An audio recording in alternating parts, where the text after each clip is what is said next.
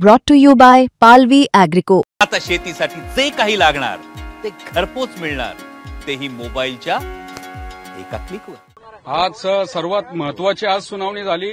अत्यंत महत्वाचा युक्तिवाद या संदर्भात झाला। जे याचिकाकर्ते होते त्यांचे वकील विकास सिंग यांनी कोर्टाच्या निदर्शनास असं आणून दिलं की काही म्युनिसिपल काउन्सिल आणि याच्यामध्ये जाहीर केलेल्या निवडणुकांमध्ये 50% पेक्षा जास्त मर्यादा आरक्षणाची क्रॉस होती। याच्यामध्ये 246 म्युनिसिपल काउन्सिल आणि 42 नगरपंचायत। तर याच्यामध्ये डिफेन्स घेताना राज्य सरकार निवडणूक आयोगाचे वकील बलबीर सिंग यांनी असं सांगितलं की फक्त 46 ठिकाणी तिथं हा ब्रीच होतोय। याच्यावर कोर्टाने विचारलं की मग तिथं तुमच्या ओबीसीचं पर्सेंटेज किती आहे, त्या ओबीसीचं पर्सेंटेज देण्यासाठी तुम्ही इथं ओबीसीचं पर्सेंटेज किती, एससी एसटीचं पर्सेंटेज किती या संदर्भातला सविस्तर तुम्ही ती माहिती द्या। त्यावर ज्या डिफेन्सच्या म्हणजे आमच्यातर्फे इंदिरा जयसिंग अॅडव्होकेट आमच्या सिनियर अॅडव्होकेट होत्या, त्यांनी सांगितलं की या बाठिया कमिशनने आमच्या ओबीसीच्या जागा खूप कमी केलेल्या आहेत, आम्हाला वॉशआउट करून टाकलं जाईल। याचिकाकर्त्यांतर्फे म्हणणं असं होतं की बाठिया कमिशन लागू करा, पण आम्ही त्याला विरोध केला। त्यावर कोर्ट इन्क्लाइन झालं। कोर्ट म्हणलं आपण ही सुनावणी आपण येत्या शुक्रवारी ठेवू, ओबीसीला सन्मानजनक जागा दिल्या जातील आणि जिथं जर समजा वाटेल याच्यामध्ये जे शेखर नाफडे राज्य सरकारतर्फे होते त्यांनी कोर्टाच्या निदर्शनात असं आणून दिलं की हा सगळा विषय कशामुळे होतोय, जर जो शेड्यूल एरिया आहे तिथं ट्रायबल पॉप्युलेशन जास्त असतं आणि त्यामुळे ते 50%चं लिमिट ट्रायबल पॉप्युलेशन एससीचं आणि ओबीसीचं त्यामुळे क्रॉस होतं। मग अशा याच्यामध्ये ओबीसीवर हा अन्याय होतो। तर कोर्टाने म्हणलं की आम्ही या संदर्भात कुठं ग्रे एरिया जर दिसला तर या संदर्भामध्ये लार्ज बेंच कॉन्स्टिट्यूट करण्याचा पण विचार करू, ओबीसीला सन्मानजनक प्रतिनिधित्व दिलं जाईल। याच्यावर बराच उहापोह झाला। आजची सुनावणी येत्या शुक्रवारी 28 तारखेला दुपारी 12 वाजता ठेवण्यात आलेली आहे।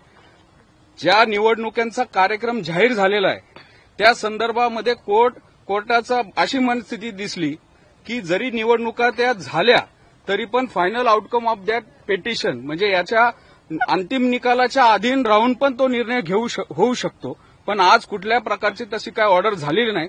पण एकंदरीत कोर्टाची जो मानसिकता होती ती अशी होती की इलेक्शन आम्ही थांबवणार नाही।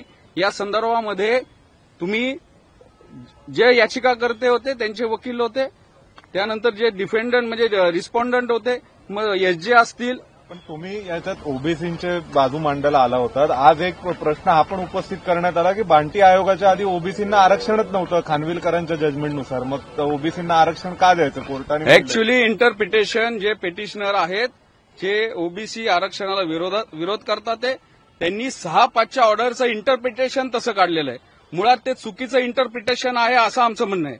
जो जिल्हा परिषद पंचायत समिती ऍक्ट, म्युनिसिपल कॉर्पोरेशन ऍक्ट आहेत ते अजून तसे इंटॅक्ट आहेत, त्याच्यामध्ये 27% आरक्षण दिलेलं आहे। बाठिया कमिशनला आम्ही मागच्या 6 तारखेच्या याच्यामध्ये आम्ही चॅलेंज केलेले, ती माझी पिटिशन आहे। त्यामुळे कोर्ट म्हणला की आपण निवडणुका लांबू शकत नाही, बाठियाचा जो चॅलेंज आहे त्याची जी स्क्रुटिनी आहे ती चालू आहे, त्यामुळे बाठियाच्या आधीची आकडेवारी जाहीर करा। चुकीचं इंटरप्रिटेशन कोर्टाला दाखवण्याचा त्यांनी जरी प्रयत्न केला असेल तरी आम्ही त्याला विरोध केला की बाठियाच्या आधी 27% आरक्षण होतं, बाठिया आम्हाला मान्य नाही। आज कोर्टामध्ये त्यांचं म्हणणं असं होतं की बाठियानुसार निवडणुका घ्याव्या। आम्ही सांगितलं की बाठियाने आमच्या प्रतिनिधित्व खूप कमी केलेलं आहे, त्याच्यावरची जी स्क्रुटिनी आहे त्याचा जो आपल्याला काय म्हणता येईल त्याचा जो ग्रे एरिया आहे त्या संदर्भामध्ये सविस्तर सुनावणी होईल। तो कोर्टाने या संदर्भामध्ये शुक्रवारी डिटेल इलेक्शन कमिशनला सांगितलेलं आहे की तुम्ही या संदर्भामध्ये डिटेल रिपोर्ट ठेवा।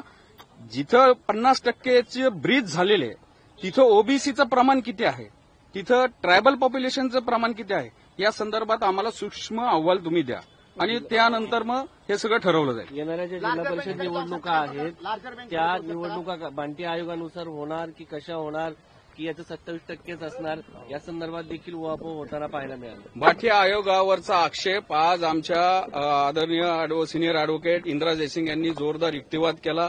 त्यांनी दाखवलं की आमचे संविधानिक अधिकार बाठिया आयोगाच्या आकडेवारीमुळे हिरवले जातील।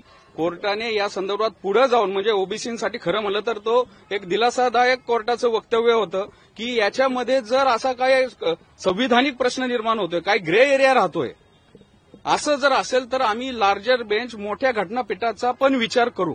हा आमच्यासाठी खूप सकारात्मक एक कोर्टाची भूमिका राहिली. कोर्टाने हे पण सांगितलं की आम्ही तेव्हा जे निवडणुकांसाठी आम्ही तो ऑर्डर दिलेला, मात्र आता जेव्हा ओबीसीचा प्रश्न आहे तर विचार केला जाणार. हो, नक्कीच. कोर्टाने सांगितलं की ओबीसींना सन्मानजनक प्रतिनिधित्व दिलं जाईल आणि या संदर्भात आम्ही कमिटेड आहोत.